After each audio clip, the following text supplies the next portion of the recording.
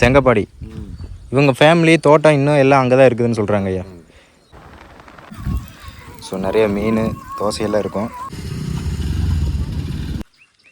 ஹே guys, welcome back. எல்லோரும் எப்படி இருக்கீங்க? நல்லா இருக்கீங்கன்னு நம்புகிறேன். மக்களே, இன்றைக்கி நம்ம எங்கே வந்திருக்கோம் அப்படின்னு பார்த்தீங்கன்னா மேட்டூர். ஸோ மேட்டூருக்கு தாங்க வந்திருக்கோம். மேட்டூரில் மூலக்காடு அப்படின்ற பகுதியில் ஸோ நம்ம வீரப்பன் அவருடைய சமாதிக்கு தாங்க இன்றைக்கி நம்ம வந்திருக்கோம்.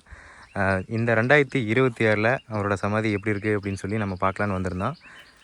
எப்போ வந்தாலும் அதே கம்பீரம், அதே வீரம். ஸோ அது வந்து என்றைக்குமே மறையாத ஒரு அடையாளமாக இங்கே வந்து படுத்துட்ருக்காப்புல. ஸோ பாருங்கள், உங்களுக்கும் காட்டுறேன். ஸோ இப்போ வந்து மேட்டூர் டேம் பார்த்திங்கன்னா அப்படியே தண்ணியெல்லாம் கம்மியாயிடுச்சு. இப்போ தானங்க கொஞ்சம் கொஞ்சமாக அப்படியே மழை பெஞ்சிட்ருக்கு. தண்ணி அதிகமாக இருந்தால் இந்த இடத்துலையே வந்து பார்த்திங்கன்னா தண்ணி அதிகமாக இருக்கும், வர முடியாது. அதுக்கு மாற்று பாதையாக தான் இங்கே ஒரு பாதை போட்டிருப்பாங்க. ஸோ இப்போ இதில் தான் ரெகுலராக வருவாங்க. பாருங்கள். ஸோ இங்கே பார்த்தீங்கன்னா சின்ன சின்ன போர்டெல்லாம் வச்சுருக்காங்க பாருங்கள். அவரோட ஃபோட்டோலாம் அதில் இருக்குது. ஸோ ஒரு சமாதி பக்கத்துலேயே வந்து ஒரு சின்ன பனைமரம் இருக்குங்க. அதுக்கு பக்கத்துலேயே ஒரு சமாதிங்க.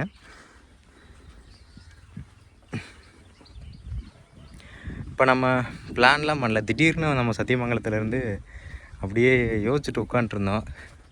அதுக்கப்புறம் சரின்னு சொல்லிட்டு போயிட்டு வரலாம் அப்படின்னு சொல்லி சடனாக பிளான் பண்ண ஒரு பிளான் தாங்க இது. ஸோ அவரோட சமாதி இது தான். இப்போ வந்து மேட்டூரில் எவ்வளோ தண்ணி இருக்குது அப்படின்றத உங்களுக்கு நான் காட்டிடுறேன்.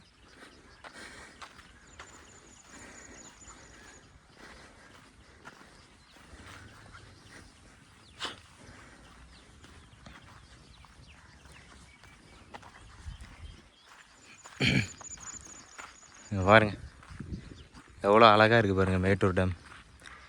ஸோ தண்ணி சும்மா அப்படியே நீல கலரில் சும்மா ஜம்முன்னு தெரியுதுங்க. இது மேட்டூர் டேமு. அப்படியே இந்த இடத்துல பார்த்திங்கன்னா வீரப்பன் அவர் வந்து சமாதி இங்கே வச்சுருக்காங்க. இவர் மட்டும் இல்லைங்க, வீரப்பன் அவருடைய கூட்டாளியான கோவிந்தன்.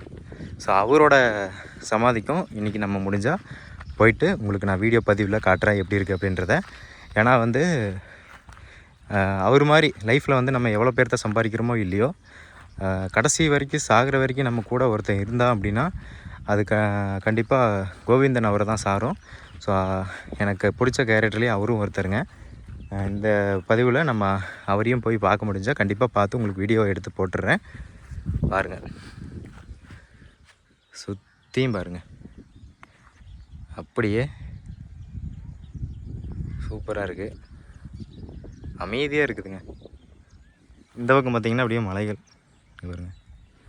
ஸோ இந்த மலைகளில் அங்கே தூரமாக தெரிகிற அந்த மலைகளில் பயணம் பண்ணி இங்கேருந்து சத்தியமங்கலமெல்லாம் போய், சத்தியமங்கலம் கிட்டத்தட்ட இங்கேருந்து 80 கிலோமீட்ரு.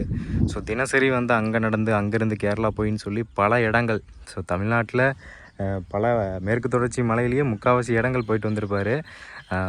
இவர் பார்க்காத இடமே இருக்காதுன்னு நினைக்கிறேன் இந்த வனத்துக்குள்ளே. ஸோ அந்த அளவுக்கு அதிகமான இடத்துக்குள்ளே இவர் வந்து பயணம் செஞ்சுருக்காருங்க, இவரும் இவங்க கூட்டாளியும். பாருங்கள். ஓகே கைஸ், இப்போ வந்து உங்களுக்கு எவ்வளோ தண்ணி இருக்குது அப்படின்றத காட்டினேன். வாங்க இப்போ அவரோட சமாதி போய் பார்க்கலாம். ஸோ இங்கே இருக்கிறவங்க ஒரு 2 பேர் வந்து தினமும் வந்து அவருக்கு கற்பூர சந்தன குச்சி வாங்கி பூஜை செய்கிறாங்க. ஸோ அவங்க வந்து இவருக்காகவே இங்கேயே வந்து தன்னோட வாழ்க்கையை அர்ப்பணிச்சுக்கிட்டாங்க, இங்கேயே இருக்கிறாங்க. இவருக்கு ஒரு மண்டபம் பெருசாக ஏதாவது கட்டி வச்சு இருந்தால் கொஞ்சம் நல்லா இருந்திருக்குன்னு தோணுது.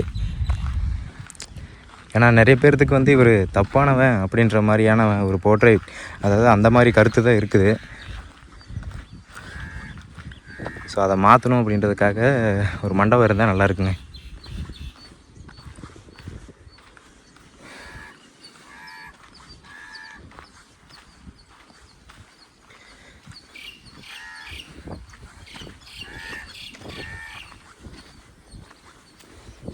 விட்டுருவாங்க.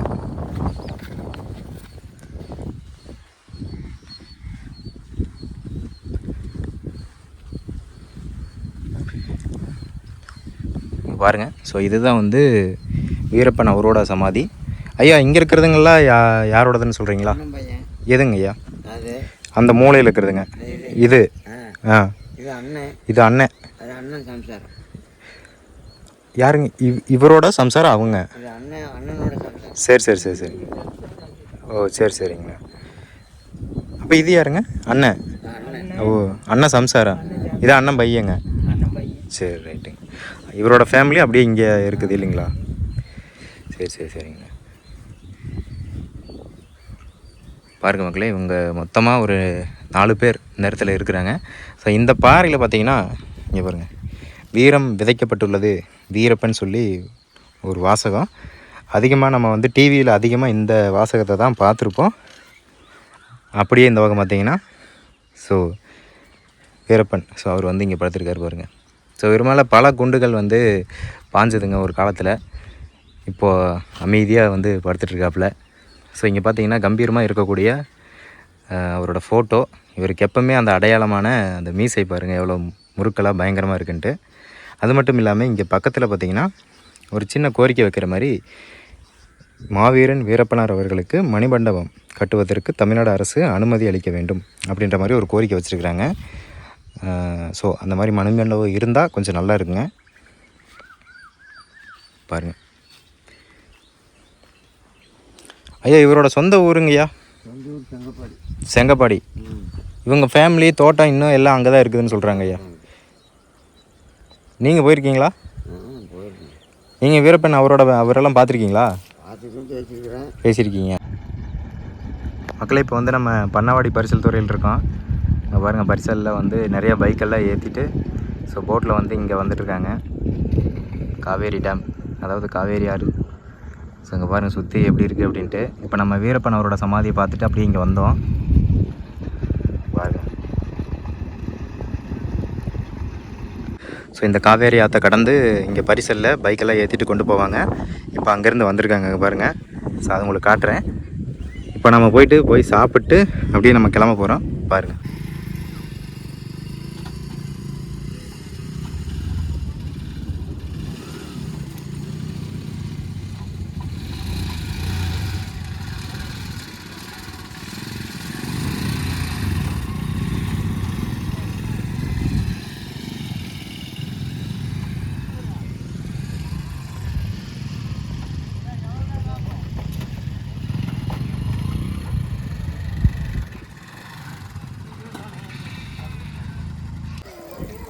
மக்களை, இங்கே வந்து பார்த்திங்கன்னா பண்ணவாடி வந்தீங்கன்னா ஸோ நிறைய மீன் தோசையெல்லாம் இருக்கும். இங்கே பாருங்கள் அக்கா, இது வந்து சேலம் டிஸ்ட்ரிக்டா? இங்கேருந்து அந்த பக்கம் நாமக்கல் இல்லைங்களா?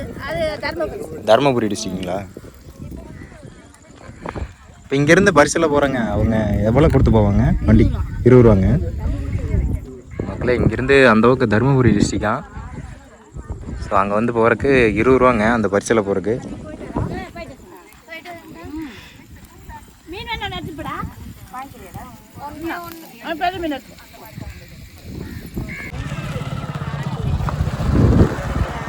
மக்களே, இப்போ வந்து சாப்பிட்டாச்சுங்க. ஸோ மீன் குழம்பு தோசை சாப்பிட்டோம்.